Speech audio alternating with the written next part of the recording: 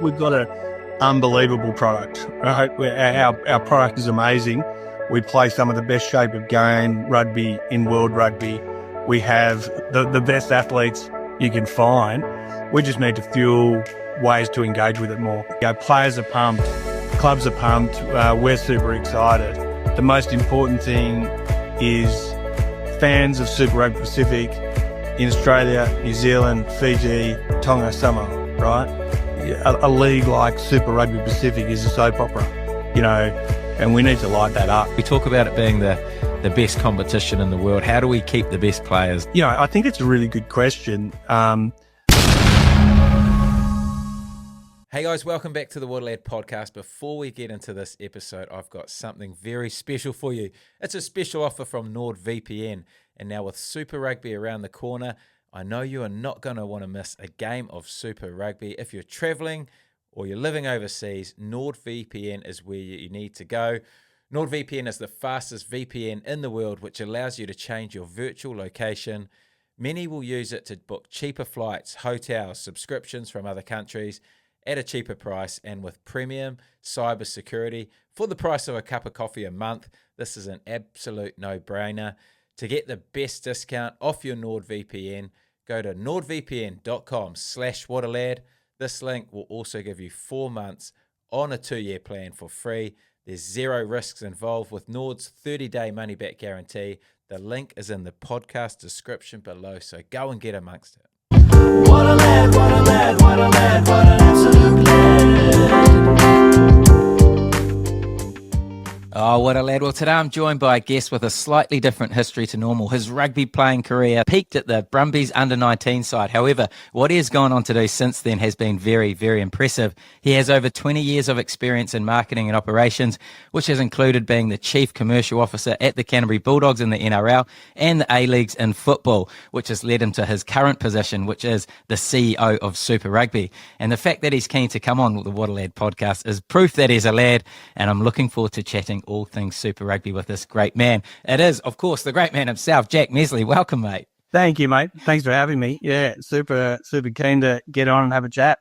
Mate, I think the fact that you're, like I said, keen to come on just shows everyone how passionate you are about growing the game and growing Super Rugby. So massive thumbs up from me around you coming on and promoting the game. No, mate, that's a big part of it. One thing we're really focused on doing is opening up, getting more people in to understand what goes on behind the scenes, bring people in, let fans have more transparency about how it all works and what are we focused on. So really keen to share some thoughts and get into a bit of a good chinwag with you, mate. I love it. And going from the questions that have come in from the Instagram, there's a lot of questions that have come in for you around ideas, and a lot of people have a lot of thoughts around how they can make the game better. So I'm sure you can answer a lot of those questions as we go through. But firstly, I'm keen to talk fantasy rugby because this has been something I've been keen to push for a long time. I know how important it is in the game. I know how much other competitions benefit from having fantasy rugby in their competitions. It's in Super Rugby this year. How good? Yes, mate, it's so good. And, I know the competitions wanted it for a while. Things just haven't sort of lined up. So, really, really excited to be able to, bring everyone's passion for it together, move it along and finally get it up. And, players are pumped, clubs are pumped. We're super excited. And, we're in the background building it as we speak. Can't wait to unleash it and just let everyone have fun. I mean, if I had $1 for all of my mates have told me, who should be selected where, well, now they can put it to the test. Yeah. What's been the biggest barrier to getting that thing up and running? Because obviously it feels like it's probably 5 years too late, Yeah, I think you've probably been generous there as well. But mate, I think this is part of the whole reshaping the governance of the competition. Yep. So things like this are probably just a really good example of where, without having the proper governance and structure in place, it's easy for things not to progress.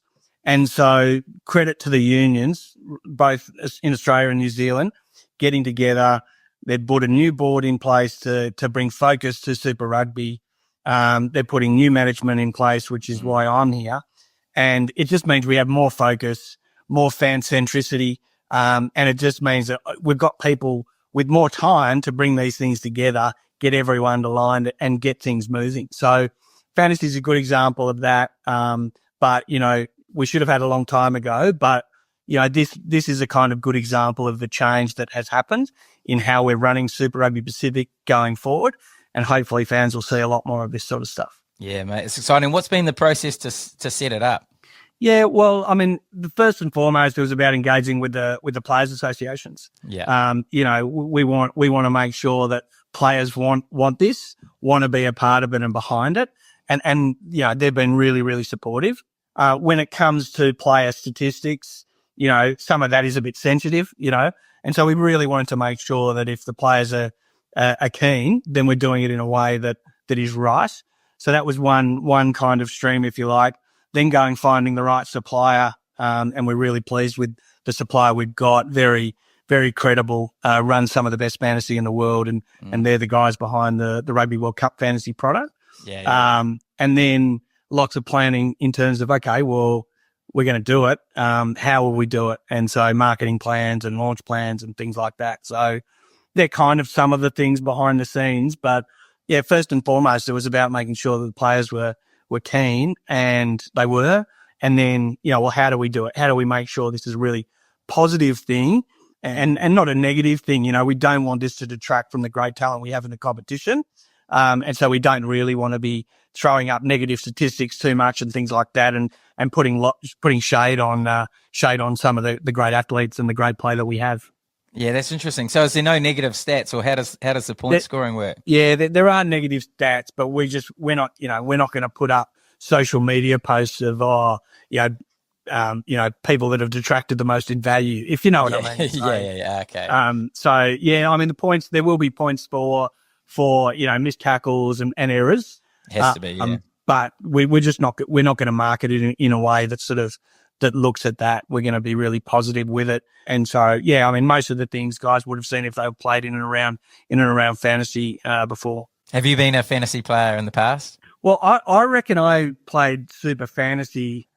I'm going to say the old school one. The old school one. Oh, mate. You were probably top 5 in the world with me. Yeah, and it was, it was great because what it did do for me as a super fan was, I was then getting into learning a lot more about, as a young Aussie, more about the South African sides, the Kiwi sides, finding that little gem that might be hidden in the Lions or something like that, And so it really helped me get a broader sense of the competition, and that's one thing that we, why we wanted to do it beyond we should have it.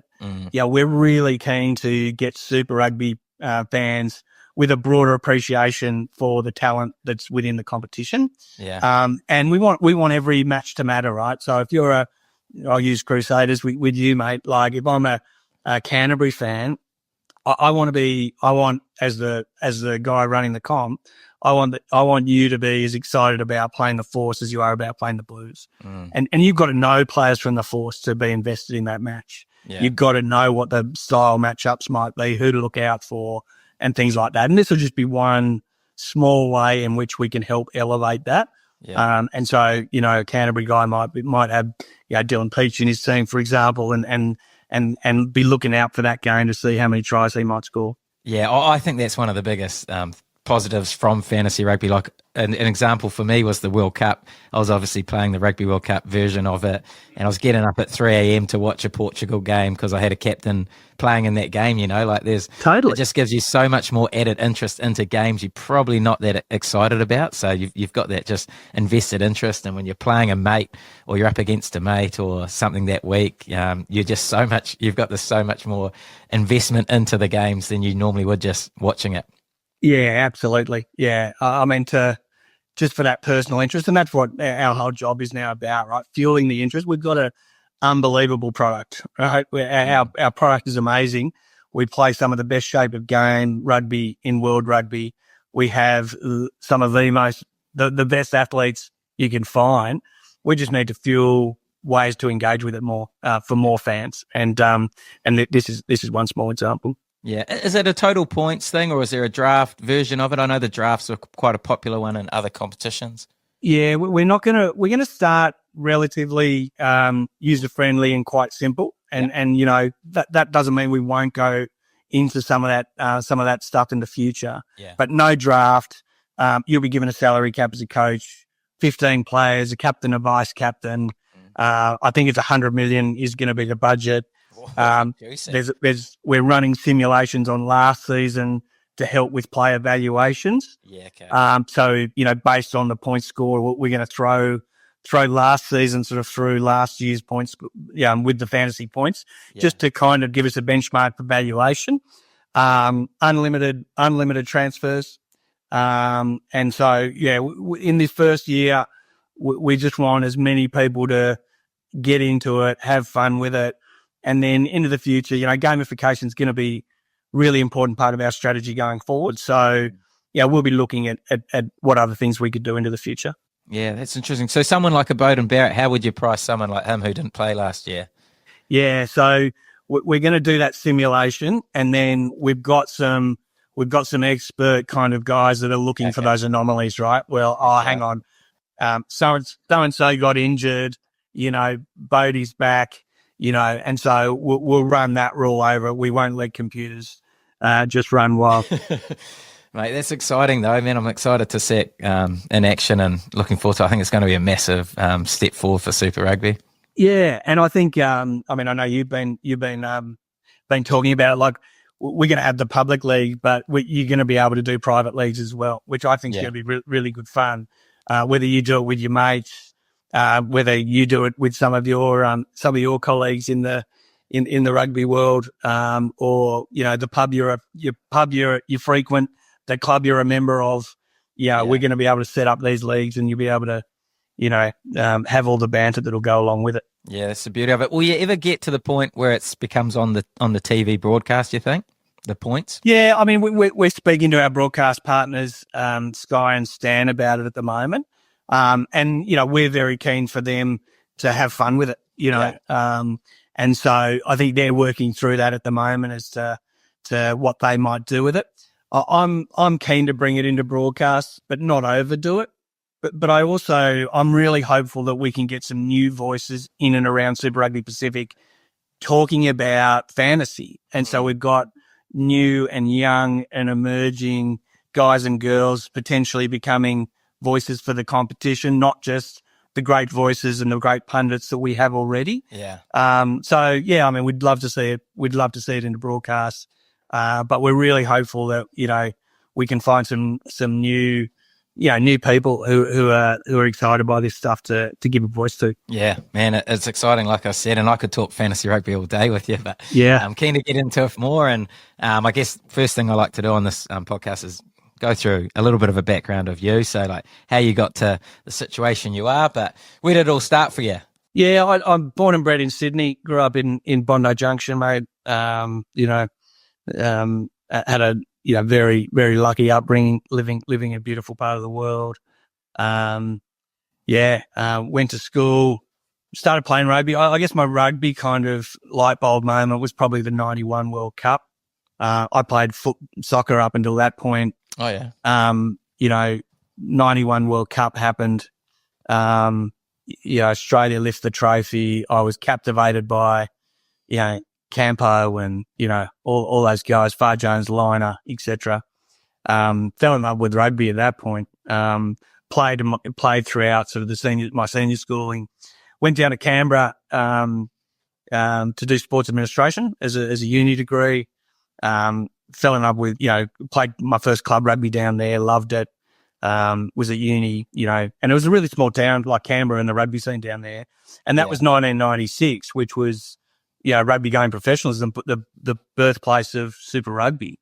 So playing club rugby down there, going and watch the Brumbies in this new tournament, and being a small town, you'd then be, I was at uni with some of the Brumbies. You'd be out in the pub, seeing them after a win, and the rugby was just unbelievable. So, I kind of at that point played a little bit of rugby. I was not very good. I was not very committed. But I did want to sort of have a career in sport. So finished my sports administration degree, and then had a few jobs in sport. I worked up in the Asian PGA Golf Tour for a couple of years. came back, worked for Rugby Australia on the 2003 Rugby World Cup, which was, one hell of an experience. Yeah. And then went a bit corporate. I went and worked for Diageo, big liquor company. Oh, yeah. In marketing and sponsorship.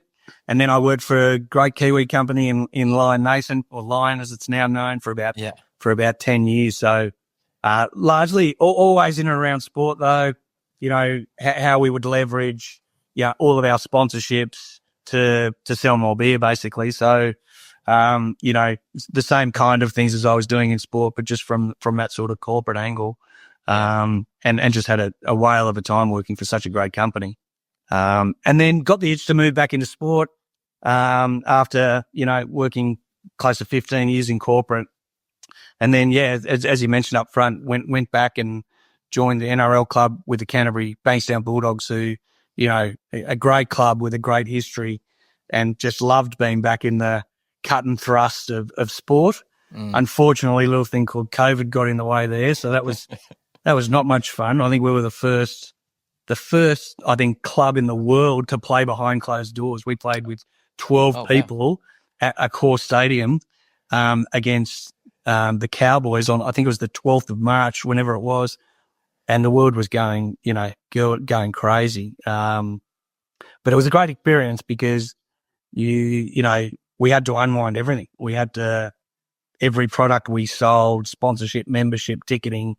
So it was a really good learning experience for me. It was bloody tough, but it was a really, really good learning experience for me. Man, that's fascinating. And did you go there once it was COVID, or how did that all pan out? No. Happened when you were there? I was there with COVID. We were planning throughout the off season. And then early March, we heard about this thing. It took a while to, really become a serious thing. And we're like, I wonder what'll happen here. Couple of rounds into the NRL season, and then it was like, oh, okay, we're gonna lock out fans. And so, we were experimenting with, fake crowd noises, Facebook messages in so that the team could feel that support from the fan base. It was absolutely mental. So a couple of years there with the Bulldogs, and then, not many rugby guys might know, but then the A-Leagues that was owned by Football Australia, separated from Football Australia. So all of the A-League club owners it's all privately owned, agitated for separation of the A-League from Football Australia. Oh, yeah. And so I was one of the early employees into that, essentially a startup, that built an organization to run the A-Leagues. And so I did that for 3 years, running on the commercial side of the business, revenue, marketing, those sorts of functions, which was a great experience. And, clearly very focused on rugby now, but, there's some really interesting parallels and learning experiences in that transformation, as we think about essentially starting, not again on Super Rugby, but starting a new entity to run Super Rugby. Yeah. There's a lot of sort of interesting parallels, mate. So it sounds like a big job to start that from basically scratch. Yeah. We had no staff, we had no TV deal, no sponsors. We had an existing comp that we had to run. So it was super interesting. And, we made some mistakes, and, we caught the back end of COVID in our first year of operating that league, which was tough. And interestingly, parallels to, New Zealand Rugby, Silver Lake came in and bought a third of the A-Leagues as well, right? Oh, yeah. So we had a similar situation to what's happened, on the commercial side of, New Zealand Rugby as well. So, so it's really interesting. But, my first love is rugby. So when I heard something similar was happening, there was a new entity being formed to run Super Rugby Pacific. They wanted a really fan-centric, view of taking the competition forward. I was like, oh, this is what I've been waiting for. I was, pumped to be invited into the process, and then, meet everyone. And, I'm 5 months in now and just absolutely loving it. Cannot wait for Feb 14 to rip into the new season. Yeah, man, can't we all? But the process, like you mentioned, obviously the job came up. What is the process to become the Super Rugby CEO? Yeah, well, I'd like to say it's easy. But yeah, I mean, a series of interviews, and case study as well. So, initial screening, and then panel. And so the board, some of the board with a panel. What board's that? I mean, the new entity that we've set up, so Super Rugby Pacific Pty Ltd, our board, and it's probably, Super Rugby Pacific fans should absolutely know this. Our board is made up of a representative from both unions. And so that's Mark Robinson for New Zealand, Phil Waugh from Rugby Australia. The two players' associations also have a representative on our board. So Justin Harrison's on our board, and Steph Bond, who's the NZRPA representative. And then we have 4 independent directors, including the chairman, Kevin Malloy. And those independent directors are nominated by all the clubs. And so we've got this really great, mix of skill sets on the board now. The unions, as the owners of the competition, still have a seat. The players have a seat, have a say, which is great. And then the clubs have also got a much bigger seat at the table now than they ever had in Super, which is really exciting because they've been agitating for a bit of change for a while. They've wanted to bring more focus into Super Rugby Pacific more holistically than just the high performance side. And so that's the board, and that's who sort of ran the process to find the new management team.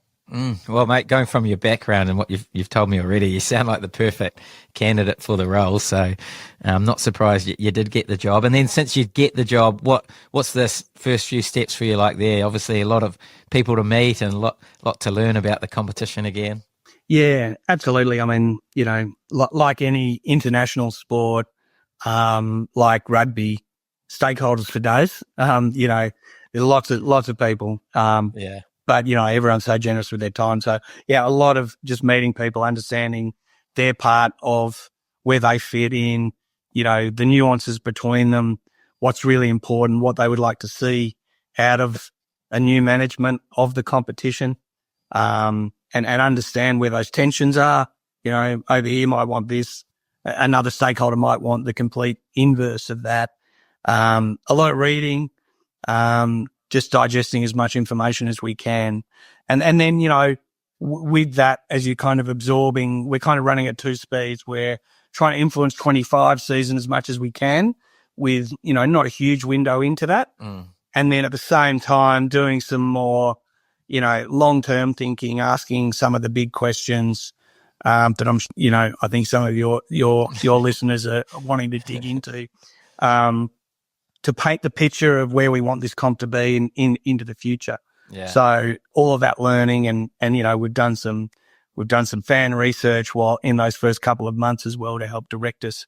And then really, the key output is a strategy. But also just working through what's the low-hanging fruit that we can get away for 25 and fantasy don't want to go back. But, that's just a good relevant example of, hey, that's there for the taking. Let's get it. Let's move quickly, get some runs on the board and just get this thing moving. Yeah. So when you say you look forward, how far ahead do you look? Do you go 10 years or is it 5? Yeah. I mean, right now, really important that we line up with our key commercial cycles. So, everyone would realize that ultimately how much we extract from the broadcast market domestically in New Zealand, Australia and internationally, is so fundamental for us in what we do and what we can invest in to get further growth. And so we really need to line up our focus to those windows. So we're really looking at a 3-year strategy, starting 26, with 25 being, absolutely taking direction from that strategy, but a 3-year from 26, which will get us to the end of 28, for us to relook at it, before we go to market on the next broadcast rights cycle. And, I think if everyone in the ecosystem around Super Rugby Pacific knows where we're going, knows the growth we want to achieve and how we're going to achieve it, then it gives us a good runway to show Sky, show Stan the job we've done in collaboration and partnership with them, and also, the international broadcasters, and hopefully be delivering more value for them. Yeah, and obviously there's a couple of big tournaments over your side of the hill the next couple of years with the Lions and then the Rugby World Cup, and obviously you'll have a bit of a target to jump on the back of those two competitions and the momentum that hopefully it creates over there.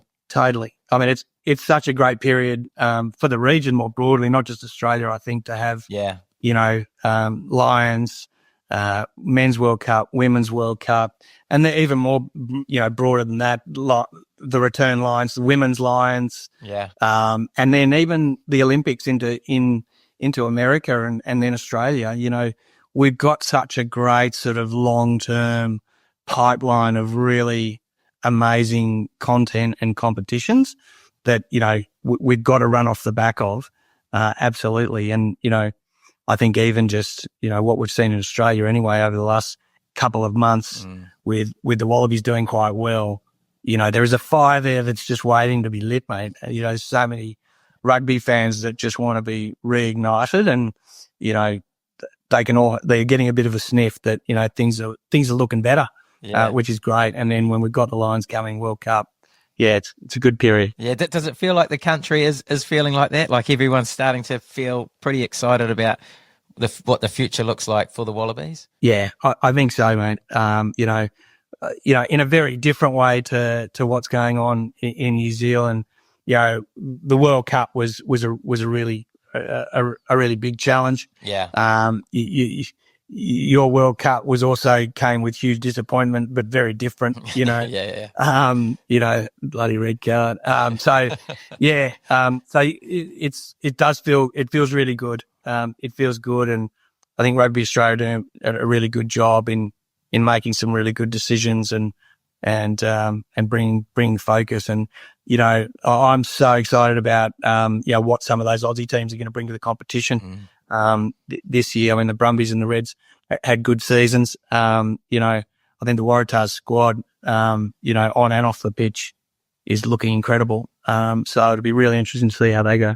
Yeah, mate, I agree with you there. Like, I look at the squads and I know it was a disappointment to lose the Rebels, but geez, what it's done is strengthened all the four Aussie sides now, and they all look on paper like they could easily be top six teams. So I think it really does strengthen the competition, especially from the Australian perspective. Yeah, no, I agree. And, I just hope they've got enough time, because it's been a big change. There's been a lot of player movement off the back of the Rebels. So, just hope they can make it click. And, you look at what, Joseph Suolihi and Angus Bell and those guys are doing at a Wallabies level. If they can get that moving in at the Tars, that'd be good to see for the competition. Yeah, well, a couple of really marketable guys, like especially what Joseph's done coming over. You brought not just the talent on the field, but a lot of fan base and a lot of, I guess, a lot of expectation with him, and he really has delivered. Yeah. I mean, what a great start for a debut Test match. Yeah. And we need that profile. There's no doubt about it. One of our key jobs at a competition level is to raise the profile of our athletes. And we talked a bit about that with fantasy and how that will help us do it. And it's not just about the Josephs and the Bowden Barretts of the world. Yeah. We know from fan research we've done, Kiwi rugby fans want to see the emerging talent as well. They want to know who's next. Yeah. And that's what Super does, right? NPC will find someone, put them up into the big stage of Super, and then, someone like Wallace Atiti last year. Yeah. Like we've got a great history in the competition of doing that. Our job is to tell those stories earlier, so you know who's coming, you know who to look out for, and you can follow them on that journey before they maybe get picked in their first squad or go on their first tour. Yeah, mate, I love doing that as well, especially from the podcast perspective as well, to get some of the young guns on, guys I think are going to, make it in the next couple of years, so people can get a little bit of an insight into what they like and follow their career, from the start instead of once it's all over and reflecting on their career. It's quite cool to follow some of these guys from the start of their journey and ride the roller coaster, which it always is for every professional sports person with them. Yeah, and I think what's super important in that, and what's so great what you do, and is we get to know the person as well. Like we Yeah. see their development, in what they do between the white stripes, but it's so much more interesting following that person when you know their backstory, their why, and that's, we're lucky that we have more mediums to tell those stories now than we used to. But, I think Super's been a little bit behind in that. So, we really need to fuel that storytelling, open up the transparency, support platforms like your own that give light to these wonderful stories of the athlete behind just, what happens on the field.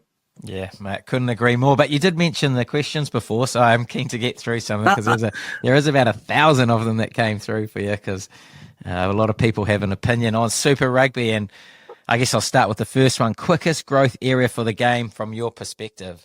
Yeah, well, I think we're touching on it here. I mean, there's a lot that we need to do to catch up on the fan engagement side of things. So, that's our digital ecosystem, our gamification, our storytelling. We've got a lot of work to do in that space. There's all this passion for Super Rugby Pacific. We just need to, give fans the tools to play with it, have fun with it. A league like Super Rugby Pacific is a soap opera, and we need to light that up. We need to let it go and good, bad, ugly, we need to share more stories, support those that are telling the stories and give them greater platforms to do so. Yeah, mate, love that. Okay, what's a successful season look like from your perspective? Well, I think, momentum's really key. I mean, last season was a great season and, in many of our core measures, we saw some really, really great results. We've got to harness that momentum and just keep going, so I think, we look at our kind of our strategy in three ways. So one is, how good our product is. So that's, the shape of game, the flow of the rugby we play and the health of the competition. Is there enough jeopardy in our competition?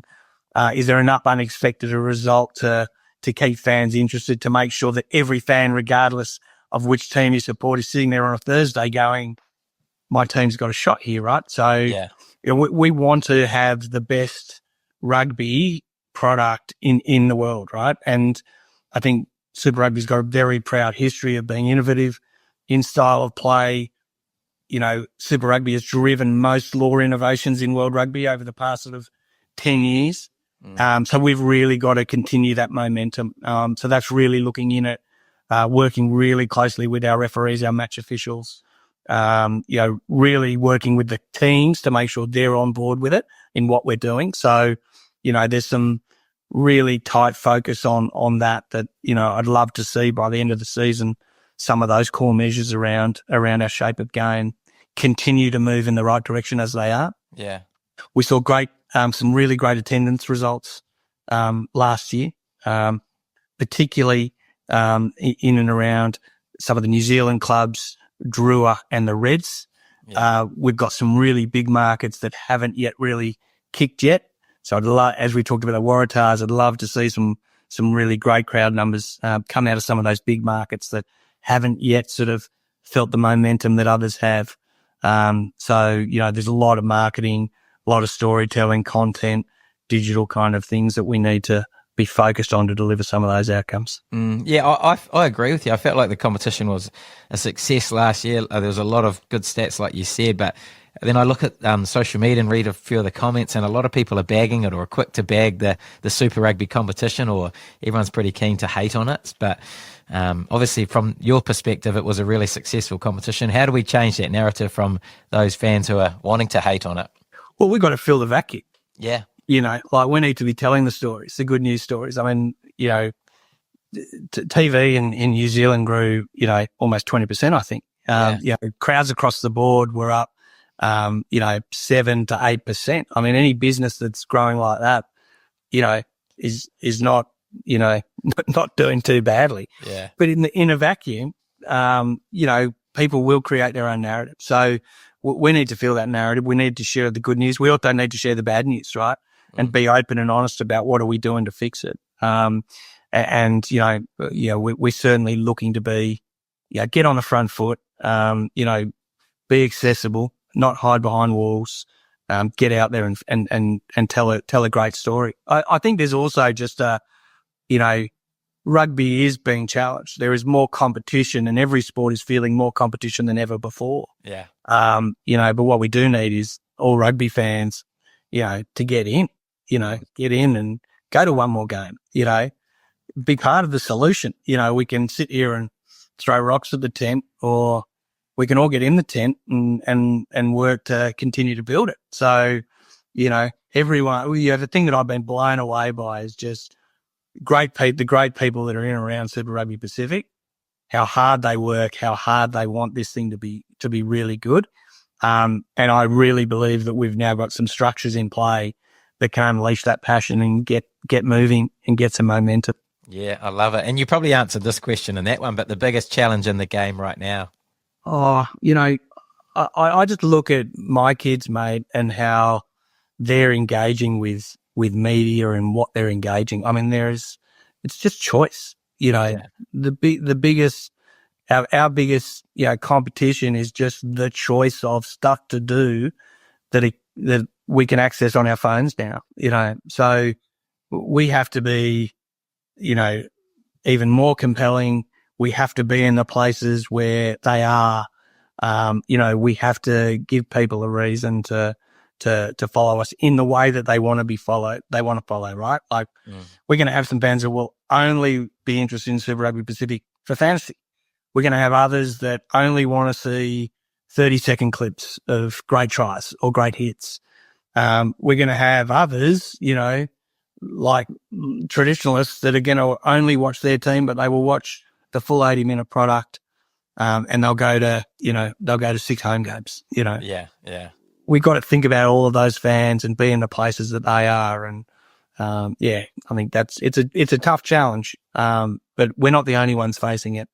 And there's some, a lot of learnings that we can borrow and try, to make sure we're filling that void. Mate, you are right on. Oh, geez, it's getting me excited hearing all these answers about yeah. I see how you got the job, mate. You're on absolute fire. Okay, next one. What's the ideal Super Rugby format in your opinion? Oh, yeah. This is a really, really interesting question. I mean, unfortunately, we can't start with a blank slate, Yeah.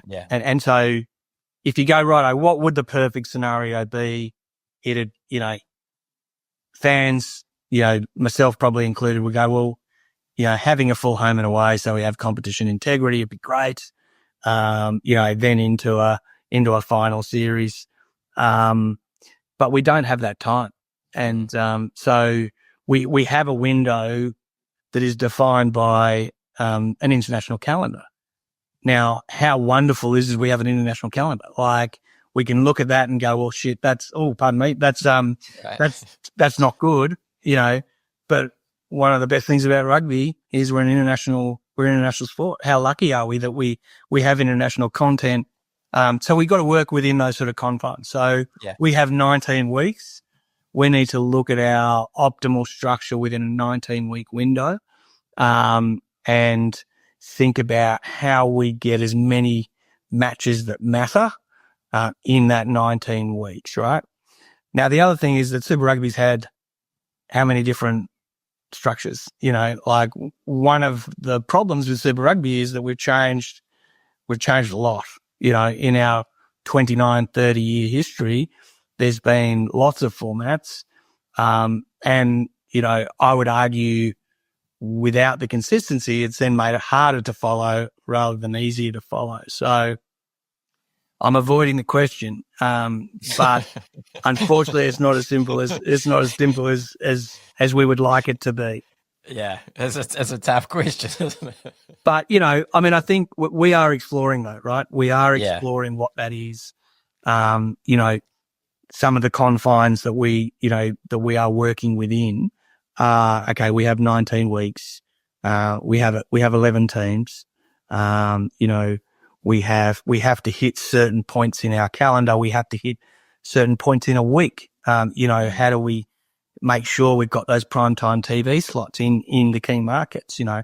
So there's a fair bit to it, you know, but we are looking at it. We're looking at it, you know, with a longer term view.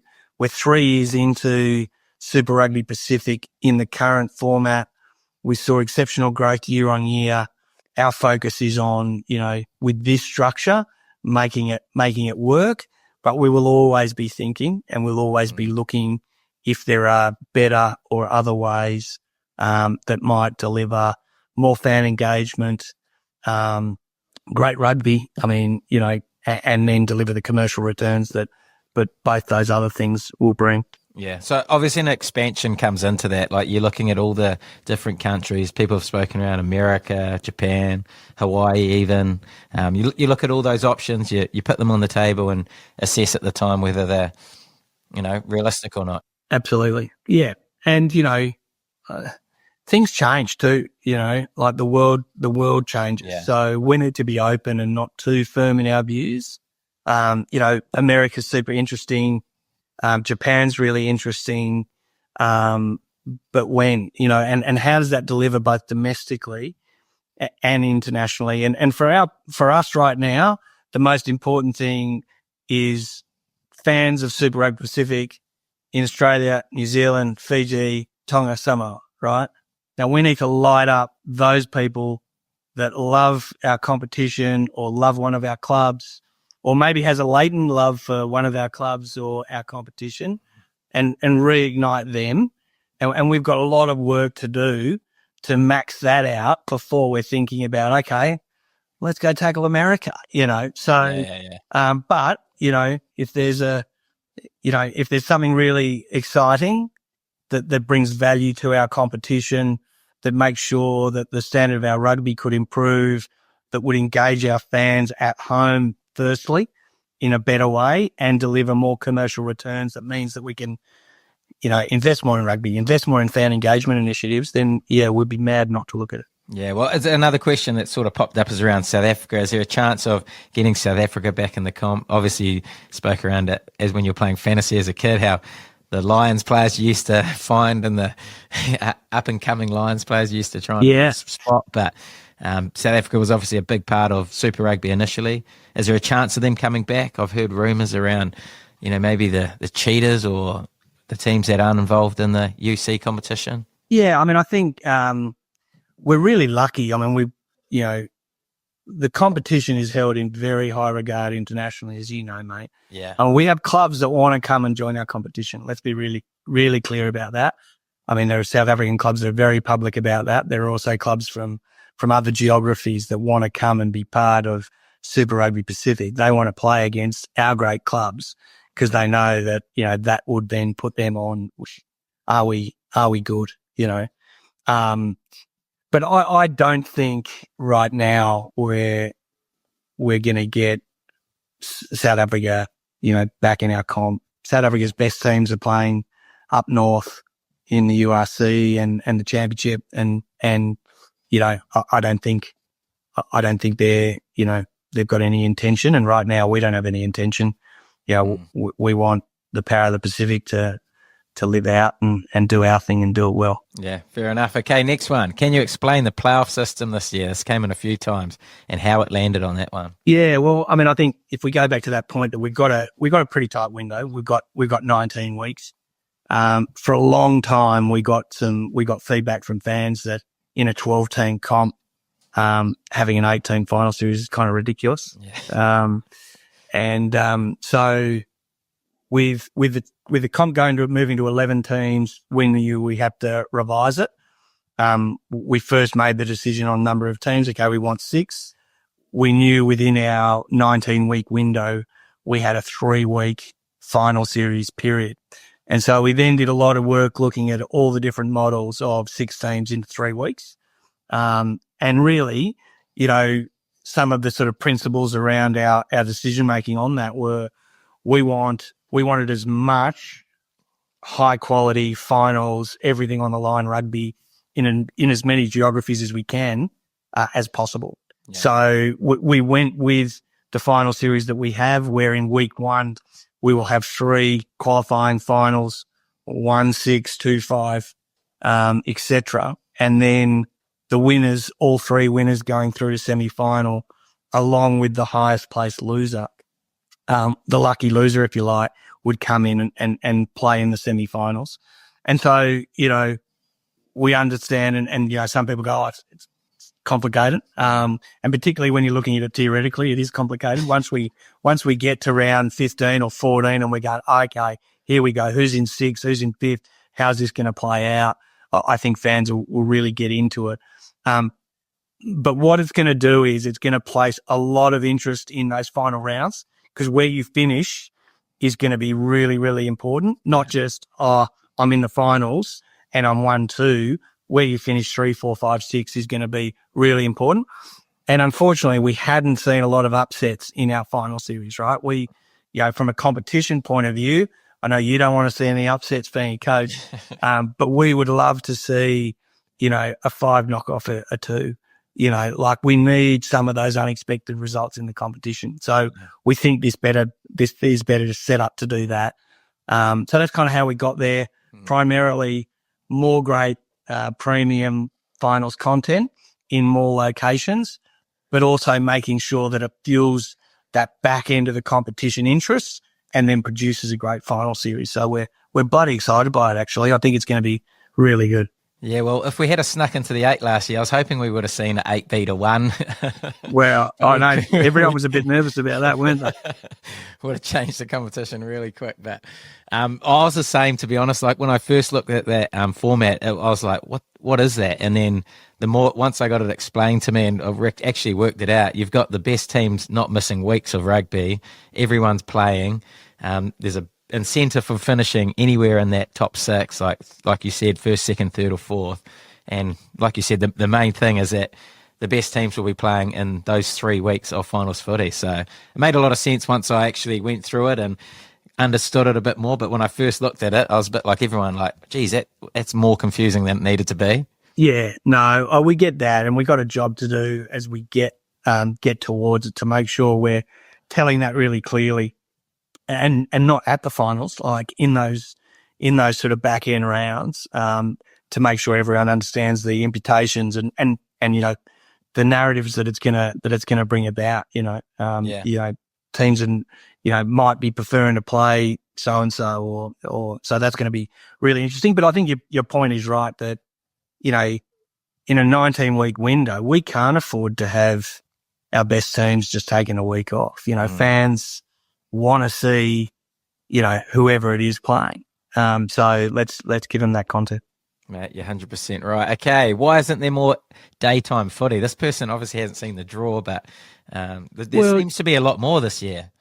I think what we've done is pretty similar to last year, and I think the numbers we're about 24 daytime games of our 80 odd matches. So I think it's a not a bad portion. What we have done is we've got a few Sundays, which I'm super excited by. I know you guys have got a Sunday. Yeah. And we've also got some pretty big matches in that afternoon slot on a Saturday. So, they're really important slots, the afternoon slots. I hope Sunday works because I'd love more Sundays as well. Our challenge is that, we need to hit and have our, it's really important that we put our competition in front of as many people as possible. And so those broadcast slots of Friday night and Saturday night are really great broadcast slots for us. And they're also a great night out to go and watch some rugby, but we certainly appreciate it gets late when you're taking the kids along. We certainly appreciate that. But we've got Friday and Saturday night to hit in both markets. So that's 4 of our matches. So because of the time zone difference, we've got the Friday night in New Zealand, Saturday night in New Zealand, and then we then roll into the Australian Friday night and Saturday night. So we're hitting those key broadcast slots in both markets. But that's 4 of our games. And so, we've only got, one to play with after that, which we want to make the most of. So that's the kind of balance. But we're certainly conscious that it's sometimes tough to take the kids to a later kickoff. Yeah, mate. Well, I know my kids are definitely excited. They love coming along, and for young kids, it can be a challenge to take them to that 7 or even 7:05 has been a bit of an improvement because 7:30, that extra half hour, it all counts for the 2-year-olds. Mate, the wheels can fall off in that 25 minutes, can't they? But is the UK market something that you have to sort of address? Because obviously, I remember being over in London and getting up and watching Super Rugby in the morning, and it was a great time slot for viewers over there. Is that something that comes into account? Yeah, I mean, it's clearly fair way down the list of priorities versus our home markets, but it is really important, both hitting UK and South Africa. I mean, our numbers in the UK and in South Africa through SuperSport are really strong, and it is a good time zone. That morning slot on a Saturday is a really popular time slot. So that's definitely, I think, more a convenience than a strategy. Yeah. And we wouldn't be prioritizing hitting UK time slots in exchange for making sure you can take your 4 kids, mate. Oh, I appreciate it. Okay, how do we get a player draft system in place to even out the comp? This has come in a few times. I'm not sure if you got much say in this one. This might be more of a Players Association thing, is it, or NZAU? I'm not sure. Yeah, well, I mean, I think at a competition level, we certainly need to ask the question as to would we want one? Yeah. I mean, we don't have that authority. You're right. That would have to go to the unions and the players associations. But I think it's a really good question. I think we need to ask, well, is it right for us? Drafts work really well. NFL. AFL, but they are closed competitions where the players are only playing in those competitions. Again, we're lucky that we're an international code. We have player movement, and what's really important is that our players want to play in our competition. So, jeopardy in the competition, unexpected results is really important. A draft system to manipulate that jeopardy to bring more jeopardy into the competition by forcing players distribution is it's a really extreme way to get there, and it's a very valid way in some competitions. But we're really different to a closed system like the NFL that some of you listeners are probably fans of. Yeah. And we've got to be really conscious of the player markets we operate in. And yeah, I don't know. I mean, it's interesting. I mean, I don't have a definitive view, but those types of questions we're exploring. We're thinking a lot about jeopardy and how unexpected results can be, how do we encourage that and manipulate is not the right word, but there are tools that competitions have that can play with that, like a draft system. Yeah. We will look at that into the long term. Yeah, I know the AFL are big on that, aren't they? They've got all sorts of ways to sort of even out the competition, the goal being everyone as there 14 teams wins the competition in those 14 years. So yeah, they've got all sorts of handicaps and boosters that teams can get. That's right. Yeah. So, I mean, again, that works for them where they there's no one else playing AFL in the world. Yeah. So, it's a little bit easier in such a closed environment. Yeah. I mean, we definitely want more ladder movement. We also, I think we're seeing a pretty good degree of player movement at the moment, which is super interesting. I think you guys, bringing James O'Connor over, that's going to be super interesting. Artie's move is awesome.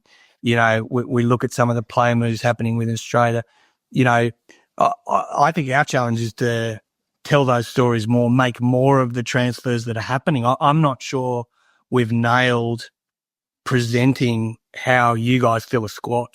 Yeah. Do you know what I mean? There's a lot of opportunity for us to, think about how we structure the existing systems and contracting frameworks just to give fans more transparency of what happens and when and how does that all play out, So I think there's a lot of upside in that sort of territory beyond moving in the short term to something is quite a big shift, like a draft, for example. And certainly, we couldn't do it right now. I mean, it's certainly not in any of the collectives or anything like that. Yeah, no, it's interesting. How do you keep the players from heading to Japan? Like we talk about it being the best competition in the world. How do we keep the best players? Like, how do we get Richie Mo'unga to stay in Super Rugby and the likes?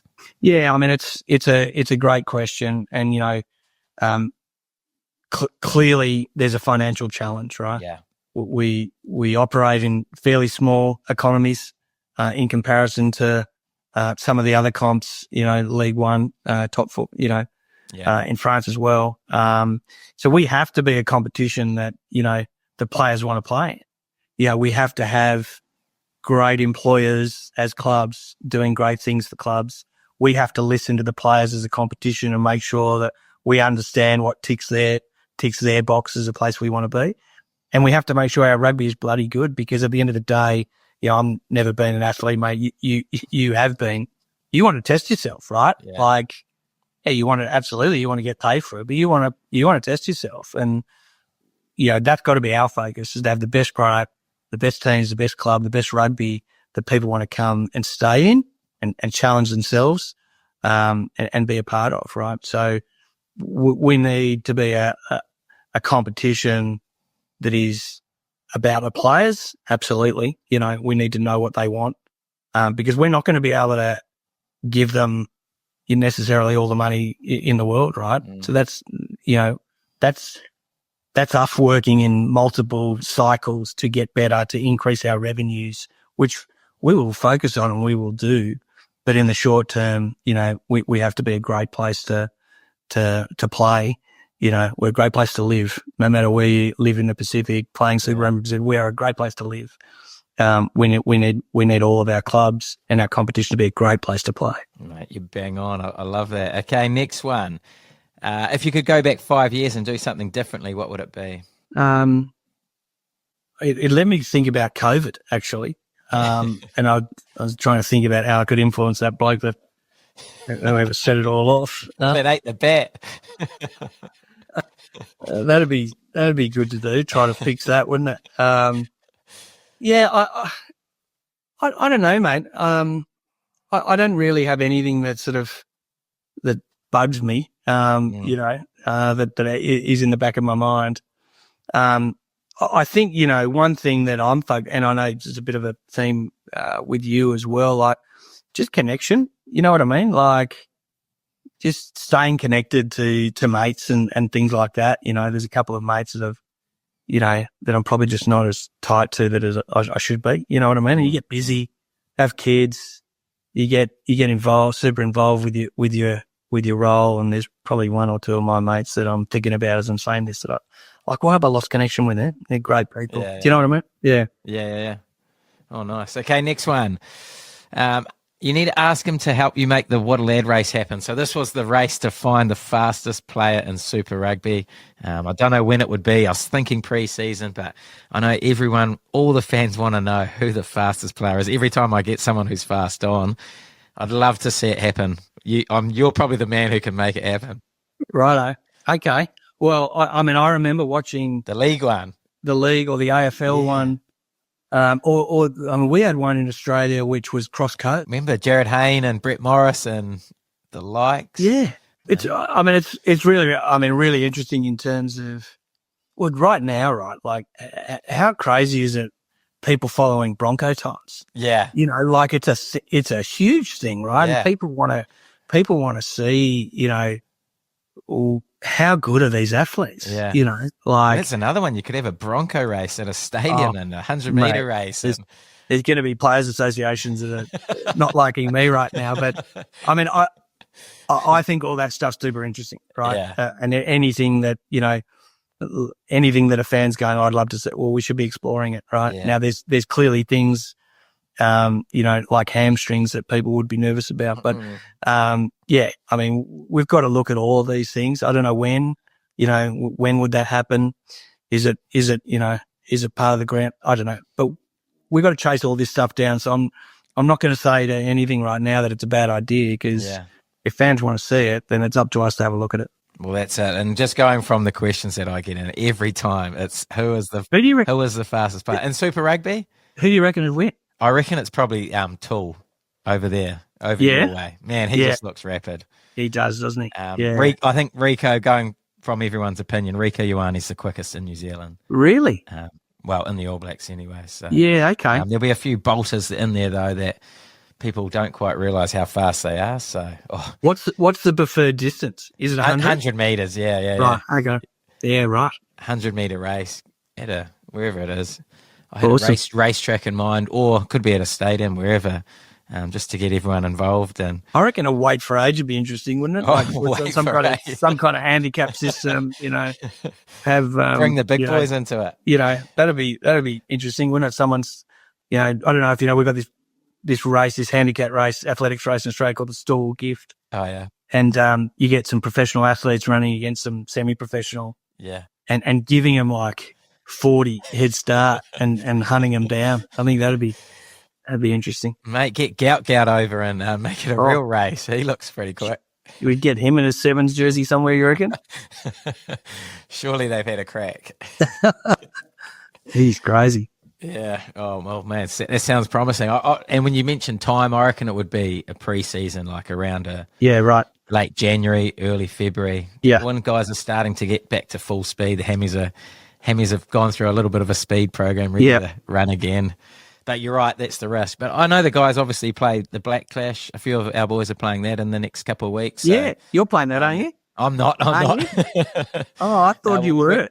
I played some game the other week, but it definitely wasn't the Black Clash. But we've got Will Jordan and the likes playing in that, and they could pick up an injury quite easily in a game like that. So there's obviously ways around things like that. So that looks like a great event. Yeah, I'll leave that with you, that 100-metre race, and we'll see where we end up. Excellent. Okay, next one. How are you going to engage the younger fans again? Trading cards, PlayStation game, fantasy. You've obviously got fantasy, but a couple other suggestions there. Yeah, I think fans are right here. Gamification's really key. We got Rugby 25, the console game. How's it happening?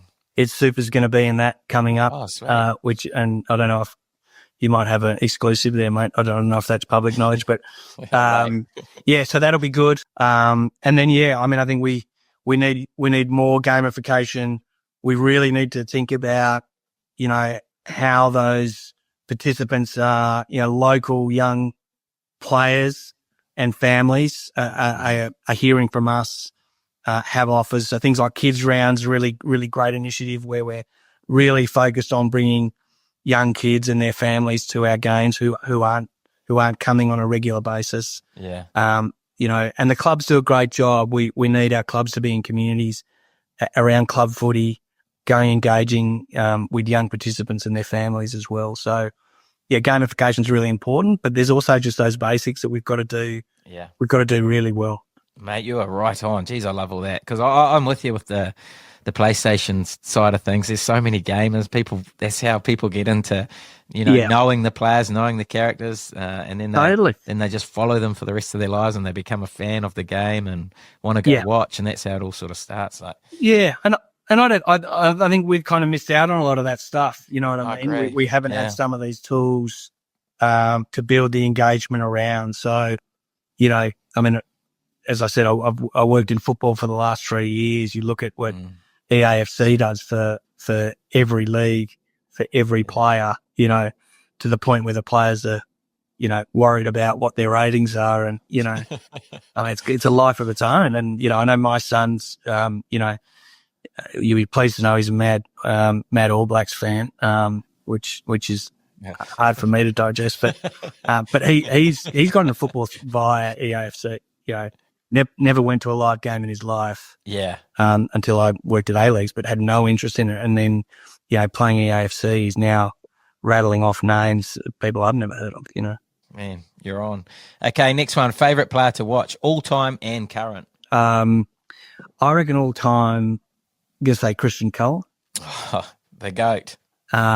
Just unbelievable. I first saw him play at a Hong Kong Sevens, must have been 96, do you reckon? 96, 97? It was 96. Yeah. Where he went gangbusters. Whoa. unbelievable. I mean, I did, it was a toss up with Jonah, who I watched terrorise an Australian schoolboys side probably a few years before that. But yeah, Christian was just unbelievable, and I just think when I think about Super Rugby coming onto the scene in those sort of late 90s, you think about, I've got pictures in my mind of, Bernie Larkham ghosting through a gap or Christian just sort of, bamboozling defences, Yeah. Now, I mean,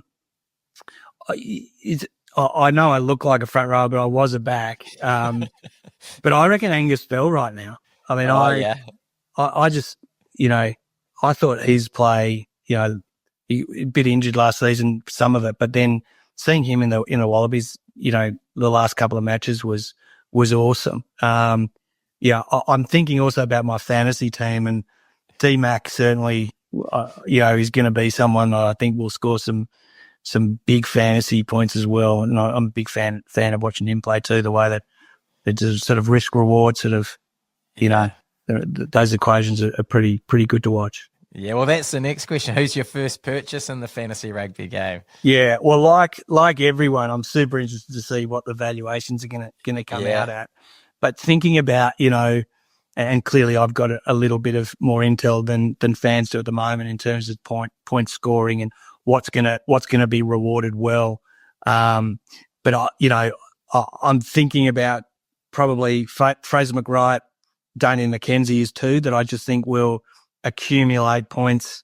Damien Clearly, goal kicker, try scorer, tackle breaker. Yeah. But I think what I'm excited by with the sort of points mechanisms in fantasy is that there's really good points for turnovers and for really, really great forward play as well. So, I think of Fraser's tackle consistency, breakdown turnovers, steals, jackals, etc. I think he'll be a good point scorer too. Yeah, what a year he had, man. He's been awesome for us. Incredible, yeah. Yeah, exciting times. Okay, last question. Best piece of advice you have for a Woodlad listener? My advice would be reach out to that mate that you haven't spoken to for a while, check in, see how he's doing. I had lunch with a good mate of mine the other day, and we're just talking about another friend who's been through a tough time, and I'm going to make a point to try to give him a bell around Chrissy and just ask him how he's doing. Oh, mate, what an absolute lad you are. And what an honour to get you on the podcast, mate. Like, that is some intel into the game and where it's heading. And, man, like I said throughout that, you are definitely the right man for the job. I'm excited to see where Super Rugby ends up, and I'm very confident that this is going to be the best Super Rugby ever this season. So I'm really excited to what lies ahead. And I think you mentioned throughout that you want to see teams from lower in the table start winning it. So I'm hopefully the team that got ninth last year can go on and win the competition this year and keep you happy and the rest of the fans keeping some of these underdog teams. We love all of our teams equally. I'm not so sure a Crusaders win would be lighting fans up apart from those proud Cantabrians. No, I mean, mate, thank you for your interest and your ongoing support of the competition. As I said, the key thing for us is making sure that we're supporting people like yourself that are out there talking about it. We're investigating ideas that fans have, and we're helping, people fuel their passion for rugby in the Pacific. And with, we just want people to love our clubs and love our players. And really, really happy to be part of the show, mate. So thanks for having me. Mate, you're an absolute lad. Appreciate it. Rightio.